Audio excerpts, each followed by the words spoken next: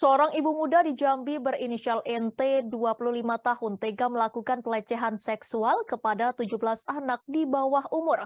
Korban NT merupakan anak laki-laki dan perempuan dengan rentang usia 8 sampai 15 tahun. NT telah ditangkap dan ditetapkan sebagai tersangka oleh Subdit 4 PPA Ditreskrimum Polda Jambi pada Sabtu 4 Februari 2023. Namun kini NT malah melaporkan balik sejumlah anak tersebut. NT melaporkannya atas kasus ruda paksa. NT melaporkan kasus pemerkosaan itu ke Polresta Jambi pada Jumat 3 Februari 2023 bersamaan dengan laporan 17 anak yang menjadi korban NT ke Polda Jambi.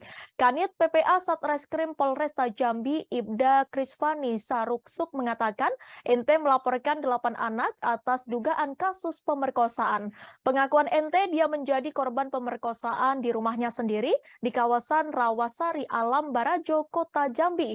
Rumah tersebut juga menjadi TKP laporan 17 anak yang mengaku dilecehkan oleh NT. Saat ini kedua belah pihak saling lapor dan mengaku menjadi korban. Sementara itu laporan NT terhadap 8 anak yang disebut melakukan pemerkosaan masih dalam proses penyelidikan PPA Polresta Jambi. Hasil olah TKP yang dilakukan Ditreskrimum Polda Jambi dan hasil keterangan pihak keluarga korban, total korban mencapai 17 orang. Hal ini juga diungkapkan oleh satu di antara orang tua korban EF. Saat ini secara resmi pihaknya melaporkan ada 17 orang korban.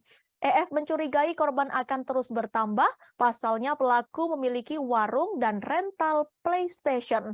Olah TKP dipimpin langsung oleh Ditreskrimum Polda Jambi, Kombes Pol Andri Ananta dan jajaran dengan mengerahkan tim Inavis.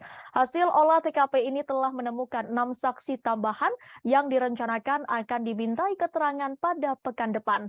Menurut Andri, sejauh ini baru satu pelaku yakni NT yang resmi ditetapkan sebagai tersangka.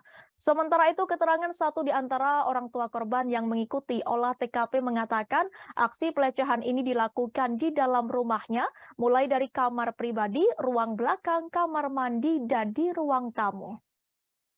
Terima kasih sudah nonton. Jangan lupa like, subscribe, dan share ya.